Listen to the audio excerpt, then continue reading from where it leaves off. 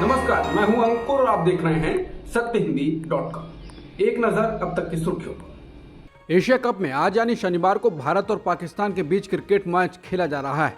भारत ने टॉस जीतकर पहले बल्लेबाजी करने का फैसला किया और पारी में 266 रन पर टीम ऑल आउट हो गई। भारत की शुरुआत शुरू से ही खराब रही और 4 विकेट जल्द गिर गए। हालांकि ईशान किशन और हार्दिक पांड्या ने पारी को संभाल लिया, लेकिन जब ये दोनों आउट हुए तो पारी फिर से लुढ़क गई। कुल मिलाकर भारत को अब इस टारगेट को बचाने के लिए बॉलिंग में कमाल दिखाना होगा। विपक्षी गठबंधन इंडिया की ओर से पीएम उम्मीदवार कौन होना चाहिए, इस पर देश की जनता से एबीपी सी वोटर ने सर्वे किया। हालांकि गठबंधन इंडिया के नेताओं का कहना है कि उन्हें पीएम उम्मीदवार की चिंता नहीं है, क्योंकि उनके पास पीएम के कई दावेदार हैं। इसी मुद्दे पर एबीपी न्यूज के लिए सी वोटर ने ऑल इंडिया सर्वे किया। इस सर्वे में सवाल किया गया कि इंडिया गठबंधन में पीएम के लिए सबसे मजबूत दावेदार कौन है। इस सवाल के जनता ने बेहद चौंकाने वाले जवाब दिए। सर्वे में शामिल लोगों में से 29% ने कांग्रेस सांसद राहुल गांधी को चुना, जबकि 9% लोगों ने दिल्ली के सीएम अरविंद केजरीवाल का नाम लिया। इसके अलावा 6% लोगों ने बिहार के सीएम नीतीश कुमार, 3% ने सपा अध्यक्ष अखिलेश यादव, 3% ने पश्चिम बंगाल की सीएम ममता बनर्जी, 6% ने शिवसेना यूबीटी चीफ उद्धव ठाकरे का नाम लिया। एबीपी सी वोटर सर्वे में जब ये सवाल पूछा गया कि क्या इंडिया गठबंधन को पीएम उम्मीदवार घोषित करना चाहिए, इसके जवाब में सर्वे में शामिल लोगों में से 51% ने हाँ में जवाब दिया, जबकि 32% लोगों ने नहीं कहा। सर्वे में 17% लोगों ने पता नहीं में जवाब दिया।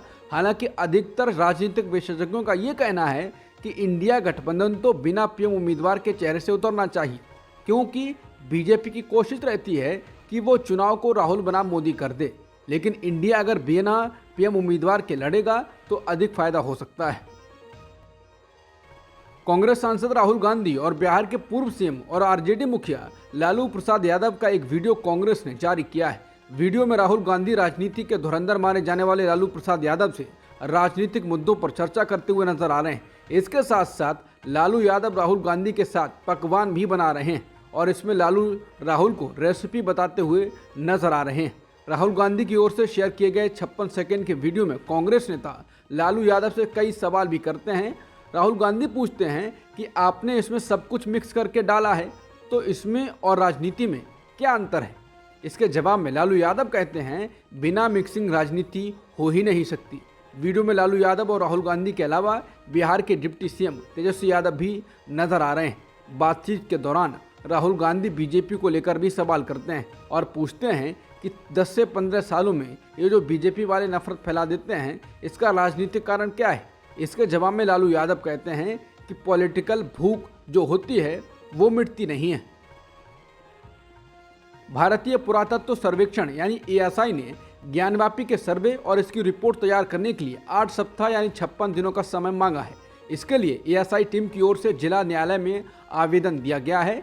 इस अर्जी पर वाराणसी कोर्ट में 8 सितंबर को सुनवाई होगी। कांग्रेस के वरिष्ठ नेता दिग्विजय सिंह ने केंद्रीय मंत्री ज्योतिरादित्य सिंधिया की पिछले लोकसभा चुनाव में गुना सीट से अप्रत्याशित हार पर सनसनीखेज खुलासा किया है। एक यूट्यूब चैनल से बातचीत में दिग्विजय सिंह ने कहा है कि इस हार के बाद सिंधिया डिप्रेशन में आ गए थे। दिग्विजय सिंह ने कहा कि सिंधिया मेरे पास आते थे तो मैं समझाता था, कहता था कि मैं 74 साल का हूँ। कमलनाथ जी भी 74-75 साल के हैं। अगले 20 से 25 साल आपके लिए हैं, इसलिए आप बिल्कुल निराश मत होइए। उनका मानना था कि राहुल गांधी जी कुछ नहीं कर पाएंगे, लेकिन मैंने कहा ऐसा नहीं है।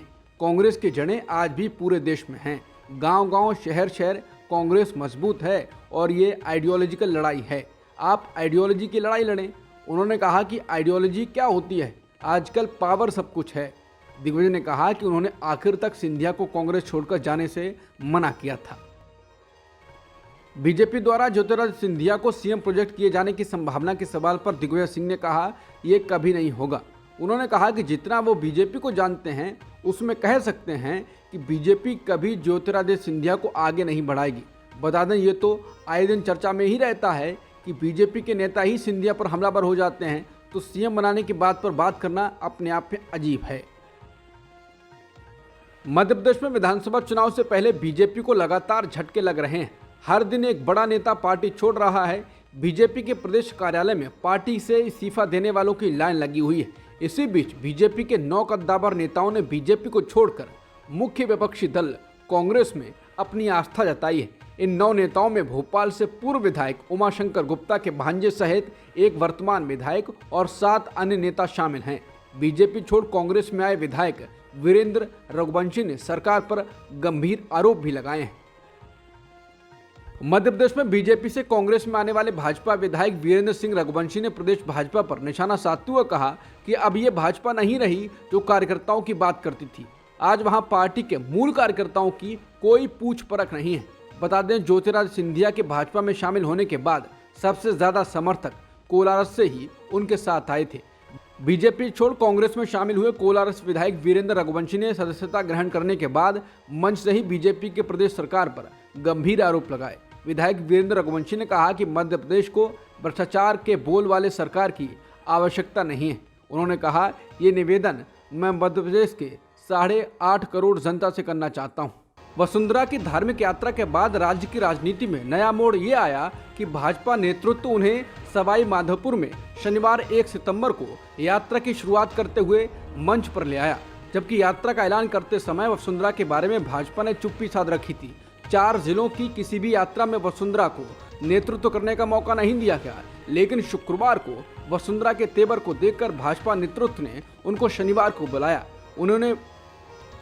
उन्हें भाजपा के राष्ट्रीय अध्यक्ष जेपी नड्डा ने अपने बगल खड़ा किया, लेकिन वसुंधरा खुद को बुलाए जाने को बहुत महत्व देती नहीं दिखाई दी। वसुंधरा गुट उन्हें भाजपा की सरकार आने पर भावी सीएम के रूप में पेश करने की मांग पहले से ही कर रहा है और कहा जा रहा है कि वसुंधरा को बीजेपी जब तक सीएम उम्मीदवार घोषित नहीं करेगी, उनकी ओर से बागी तेवर दिखते रहेंगे। अब सबकी नजर वसुंधरा राजे पर टिकी हुई है। बता दें, कुछ दिन पहले वसुंधरा समर्थक ने भी केंद्रीय मंत्री पर हमला बोला था। वसुंधरा राजे ने भी अपनी धार्मिक यात्रा में राजनीतिक प्रदर्शन और कटाक्ष करने की कोई कमी नहीं छोड़ी है। बड़ी संख्या में पार्टी कार्यकर्ता और राजे के समर्थक उनके स्वागत के लिए 3 मंदिरों में जमे हुए हैं।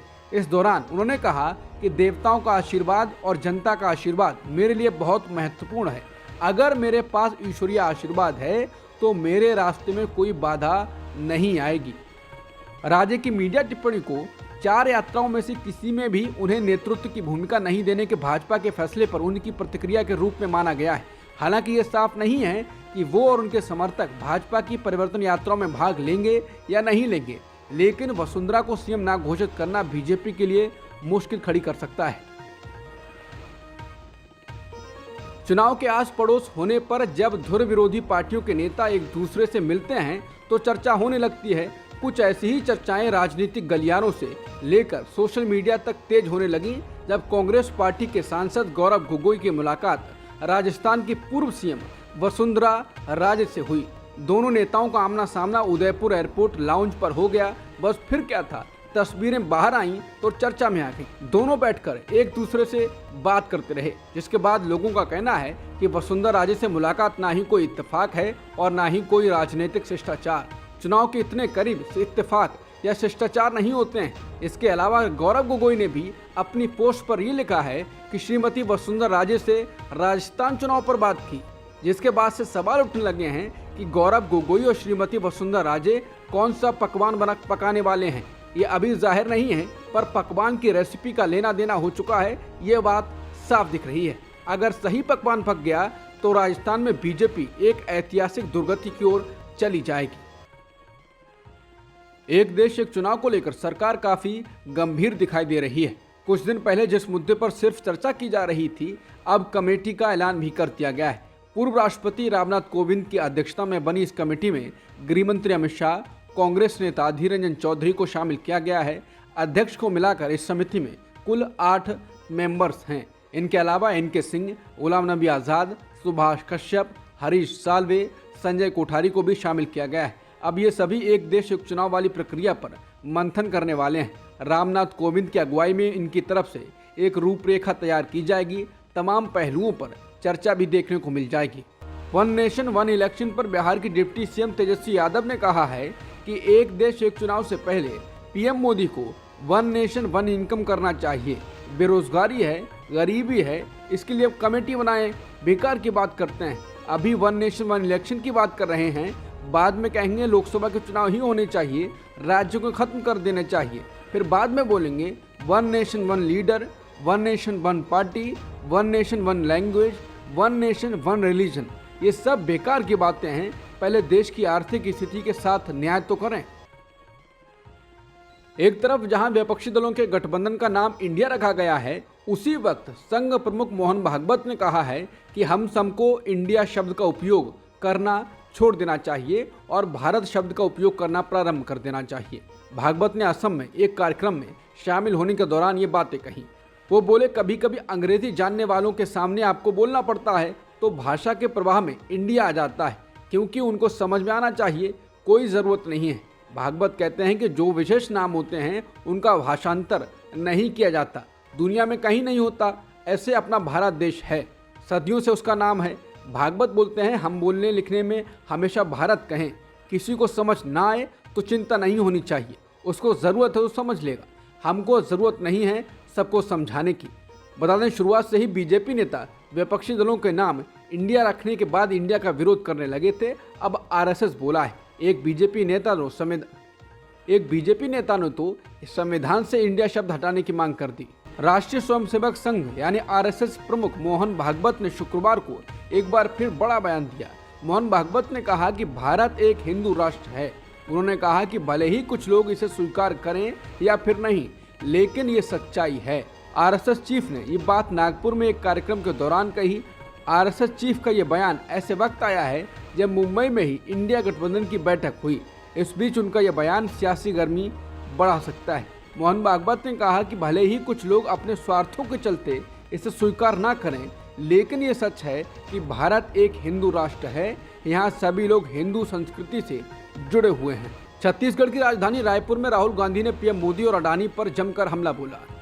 राहुल गांधी ने कहा कि बीजेपी और पीएम मोदी 2-3 अरबपतियों के लिए काम करते हैं। उन्होंने कहा कि पीएम मोदी को बताना चाहिए कि वो अडानी पर जांच क्यों नहीं करते हैं। कांग्रेस सरकार झूठे वादे नहीं करती। पीएम मोदी ने कहा कि काला धन वापस आएगा, लेकिन उल्टा देश का धन बाहर जा रहा है। इंटरनेशनल न्यूज़पेपर कह रहे हैं। राहुल गांधी ने कहा कि मैं साफ कहता हूं कि हिंदुस्तान के प्रधानमंत्री अडानी पर कोई जांच नहीं करा सकते, क्योंकि जांच का नतीजा सामने आया तो नुकसान अडानी का नहीं किसी और का होगा। बिहार के मुख्यमंत्री नीतीश कुमार ने शनिवार को कहा कि विपक्षी इंडिया गठबंधन 2 अक्टूबर को गांधी जयंती के अवसर पर एक राष्ट्रव्यापी कार्यक्रम आयोजित करेगा। उन्होंने कहा कि सीट बंटवारा विपक्षी दलों के भीतर कोई मुद्दा नहीं है और इस पर चर्चा जल्द ही शुरू होगी। नीतीश ने आगे कहा, मुझे संदेह है कि भाजपा समय से पहले चुनाव कराना चाहती है, क्योंकि विपक्ष अब एकजुट हो रहा है। केंद्र सरकार डरी हुई है। बता दें, समझा जाता है कि सीट शेयरिंग को लेकर अगली इंडिया बैठक दिल्ली में हो सकती है। हालांकि ये अभी खबर आई थी, ये बैठक एमपी चुनाव के मद्देनजर भोपाल में हो सकती है, लेकिन अब विपक्ष के तमाम नेताओं ने संकेत दिए हैं कि ये बैठक दिल्ली में हो सकती है। दिल्ली में G20 की बैठक से पहले शहर की सुंदरता बढ़ाने के लिए शिवलिंग के कथित आकार वाले फव्वारे लगाने पर विवाद शुरू हो गया। केजरीवाल और आम आदमी पार्टी बीजेपी को निशाने पर ले रही है। हालांकि विवाद पर उपराज्यपाल वीना सक्सेना ने सफाई दी है। LG सक्सेना ने कहा कि आलोचना करना केजरीवाल सरकार की अपनी आदत है, करें, उससे हमें कोई फर्क नहीं पड़ता है, लेकिन एक बात जरूर कहूँगा कि जिसे वो शिवलिंग कह रहे हैं वो एक आर्ट पीस है, एक शिल्पकार की कल्पना है जो फव्वारे के रूप में लगी हुई है। उपराज्यपाल बोले, अगर आप भारत का कल्चर देखिए तो यहाँ तो कण में भगवान हैं। यहाँ नदियों को पूजा जाता है, पेड़ों को राखी बांधी जाती है, पत्थरों को पूजा जाता है, तो अगर आपको उसमें भगवान दिखते हैं तो बहुत अच्छी बात है, आप पूजिए। उन्होंने कहा कि मेरे लिए वो एक आर्ट का पीस है, तो कौन किस नज़र से देखता है उसके लिए मैं कमेंट नहीं कर सकता। इससे पहले शिवलिंग के कथित आकार के फव्वारे लगाए जाने पर विवाद पैदा हो गया। आम आदमी पार्टी ने इसके लिए उपराज्यपाल को घेरा। दिल्ली सरकार में मंत्री सौरभ भारद्वाज ने समाचार एजेंसी पीटीआई से कहा, देखिए LG साहब ने भगवान शिव के प्रतीक का निरादर किया है, ईश्वर उन्हें कभी माफ नहीं करेंगे।